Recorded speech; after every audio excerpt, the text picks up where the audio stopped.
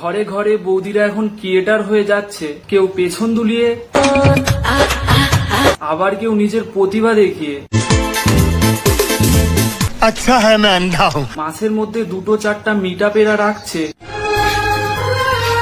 ওইখানে ওরা নিজেরাই নিজেদের সম্মান দেয়, তা না হলে বাস্তবে ভিডিওর কমেন্ট বক্সে তো এরা গালাগালি খাচ্ছে। এদের দাবি এরা ভিডিও বানিয়ে সকলের মনে জায়গা করে নিচ্ছে। না না, আমি বলছি না, এরাই বলছে। ভালোবাসে মানুষ আমাকে। এদেরকে কে বোঝায়? এদের এই ভিডিওগুলোর কারণেই সমাজটা দূষিত হচ্ছে। সোশ্যাল মিডিয়া যদি না থাকতো আমি জানতেই পারতাম না যে এত ভালোবাসে মানুষ আমাকে। সোশ্যাল মিডিয়া না থাকলে আমরা এটাও জানতে পারতাম না যে একটা মানুষ ভিউজের জন্য রাস্তায় নেমে পেছন দোলাতে পারে। এদেরকেই আবার কিছু মাথামোটা পাবলিক স্টেজে তুলে সম্মান দিচ্ছে। সমাজটা কত গাধার কন্ট্রোল। তো বন্ধুগণ, নতুন একটা ভিডিওতে তোমাদের সবাইকে সুস্বাগতম। রোস্টিং জগতের নায়ক আমি করবো এদের রোস্ট, আর তোমরা ভিডিওটার মজা নাও। চলে আসলো নতুন একটি পোস্ট। একদম একদম একদম ফেসবুক জিন্দাবাদ। বন্ধুগণ, এই জায়গাটা অ্যাচিভ করতে হলে তোমাকে এই স্ট্রাগলটা করতে হবে। হ্যাঁ, এটাই কিছু মানুষজনের কাছে অনেক বড় একটা স্ট্রাগল, যেটাকে এক কথায় নোংরামি বলা যেতে পারে। আমরা সবাই একসাথে এগিয়ে যাব সামনের দিকে। এদের প্রতিটা মিটআপ থেকে একটাই আওয়াজ উঠে আসে, আমরা আমাদের মতো করে এগিয়ে যাব। বলি, তোমরা এগিয়ে যেতে চাইছোটা কোথায়?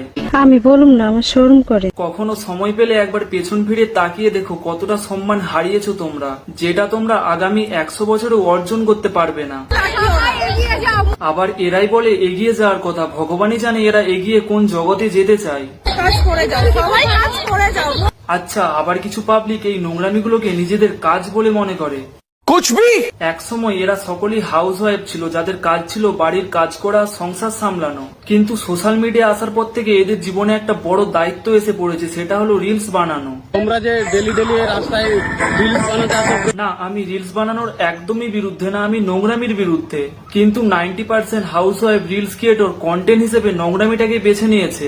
কাজে যেতে ইচ্ছা করে না কারণ সবাই নিজের চুলকানিটা আগে কমাও, তারপর অন্যদের কথা ভাববে। ঠিক বলেছো। কিছু মানুষ তো আবার কন্টেন্টের নামে ভিডিওর মাঝে এসে নিজের পরিবারের মানুষজনকে ধুয়ে দিচ্ছে।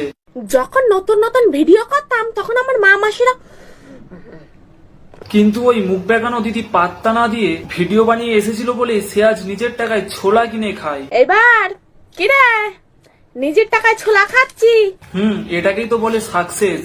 নিজের টাকায় সব করি এখন, আর বলবি কিছু? না না, আর কিছু বলার মতো সাহস পাচ্ছি না। আমি কুন্নিস জানাই তোমার ওই স্ট্রাগলকে। যদি বলিস আবার সামনে এসে বলিস আমার টাকা দেখায় দেবো। না না দিদি, সোশ্যাল মিডিয়াতে নিজের দক্ষতা দেখেছো, এটাই অনেক, আর টাকা দেখানো লাগবে না। সহ্য করতে পারতো না আমার, মানে মাসিরা বেশি। কি অবস্থা ভাই, নিজের আত্মীয়দের ওপর রাগ সোশ্যাল মিডিয়াতে এসে ঝেড়ে দিল। কি আর করা যাবে, যুগ আপডেট তো। মানা যায়।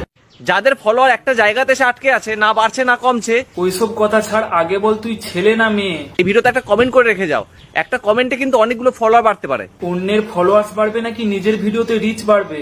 আরে বাপ রে, ये तो धोती खोल रहा है। অন্যের মাথায় কাঁঠাল ভেঙে খেতে বেশ মজা লাগে, তাই না? অন্যদের ভুলভাল বুঝিয়ে নিজের ক্যারিয়ার দাঁড় করাচ্ছিস, হাফ ছেলে হাফ মেয়ে। আগে নিজের রূপে আয়। ও একটা বাজে লোক।